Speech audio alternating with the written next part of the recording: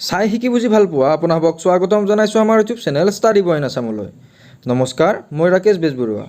আজিৰ ভিডিঅ'টি আপোনালোকৰ বাবে অতি গুৰুত্বপূৰ্ণ হ'ব, কিয়নো আমি ইয়াত আলোচনা কৰিম অসম তথা উত্তৰ পূৰ্বাঞ্চলৰ কোন ঠাইক কি নামেৰে জনা যায়। এই প্ৰশ্নসমূহ প্ৰায় কম্পিটিটিভ এক্সামত দেখা যায়। আপোনালোকে শেষলৈ ভিডিঅ'টি ভালদৰে চাব। তো কোনো পলম নকৰি আহক আমি ভিডিঅ'টিৰ মাজলৈ আগবাঢ়ো। কুৱেশ্যন নম্বৰ 1, অৰুণ উদয়ৰ দেশ দ্য লেণ্ড অফ ডাউনলিড মাউণ্টেইনছ বুলি কোন ঠাইক জনা যায়? ইয়াৰ উত্তৰ হৈছে অৰুণাচল প্ৰদেশ। কুৱেশ্যন নম্বৰ 2, অসমৰ হাজোৰাহো অফ আছাম বুলি কোন ঠাইক জনা যায়?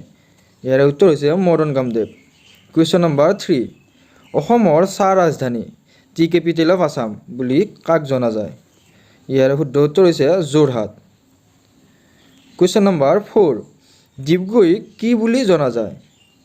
অসমৰ তৈল নগৰী oil city of Assam.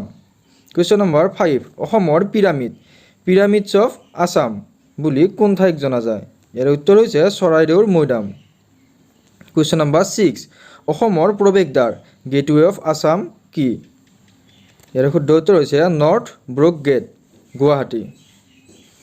Question number 7, উত্তৰ পূব ভাৰতৰ প্ৰৱেশদ্বাৰ gateway of north east India বুলি কোন ঠাইক জনা যায়?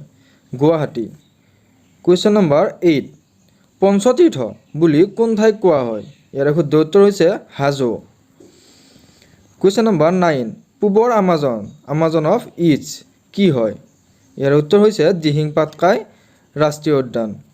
কুৱেশ্যন নম্বৰ 10, অসমৰ সাংস্কৃতিক ৰাজধানী কালচাৰেল কেপিটেল অফ আছাম কোন ঠাইক কোৱা হয়?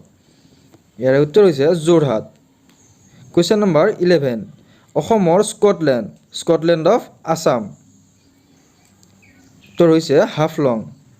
কুৱেশ্যন নম্বৰ 12, অসমৰ নৱদ্বীপ অফ আছাম বুলি কোন ঠাইক জনা যায়? শুদ্ধ উত্তৰ হৈছে নলবাৰী। কুৱেশ্যন নম্বৰ 13, নাগালেণ্ডক কি বুলি কোৱা হয়? শুদ্ধ উত্তৰ হৈছে পূবৰ ছুইজাৰলেণ্ড। কুৱেশ্যন নম্বৰ 14, পূবৰ মানচেষ্টাৰ অফ ইষ্ট বুলি কাক কোৱা হয়? শুদ্ধ উত্তৰ হৈছে শুৱালকুছি। কুৱেশ্যন নম্বৰ 15, পূবৰ স্কটলেণ্ড অফ ইষ্ট বুলি কোন ঠাইক জনা যায়? ইয়াৰ শুদ্ধ উত্তৰ হৈছে শ্বিলং, মেঘালয়। যদি এইটো প্ৰশ্নত অসমৰ স্কটলেণ্ড বুলি কোৱা হয় তেতিয়াহ'লে ইয়াৰ শুদ্ধ উত্তৰ হ'ব হাফলং, আৰু পূবৰ ক'লে শ্বিলং, মেঘালয়। কুৱেশ্যন নম্বৰ 16, ভাৰতৰ ৰত্ন অলংকাৰ জুৱেল অফ ইণ্ডিয়া বুলি কাক কোৱা হয়? ইয়াৰ উত্তৰ হৈছে মণিপুৰ। আমি যে পাই থাকোঁ মণিপুৰী জুৱেলাৰী।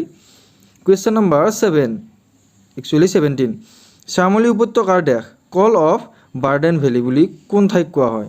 ইয়াৰ শুদ্ধ উত্তৰ হৈছে ত্ৰিপুৰা।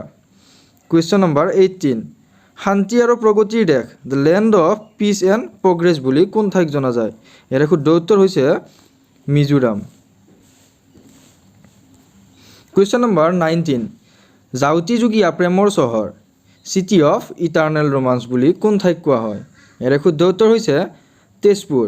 ইয়াক সপ্ততীৰ্থ বুলিও জনা যায়। কুৱেশ্যন নম্বৰ 20, ৰঙা নদী আৰু নীলা পাহাৰৰ দেশ the land of red river and blue hills বুলি কাক কোৱা হয়? এইটো প্ৰশ্নৰ শুদ্ধ উত্তৰ হৈছে অসম। আজিলৈ ইমানেই। আজিৰ ভিডিঅ'ৰ তথ্যখিনিৰ PDF লিংক কমেণ্ট বক্সত পিন কৰা আছে, আপোনালোকে তাত গৈ ডাউনলোড কৰি ল'ব। ভিডিঅ'টি ভাল লাগিলে লাইক, কমেণ্ট আৰু শ্বেয়াৰ কৰি দিব, আৰু আগন্তুক ভিডিঅ'বোৰ যথাসময়ত পাবলৈ আমাৰ YouTube channel study boy in আছামটি ছাবস্ক্ৰাইব কৰি ল'ব। পৰৱৰ্তী ভিডিঅ'ত পুনৰ লগ পোৱাৰ আশাৰে জয় অসম, ধন্যবাদ।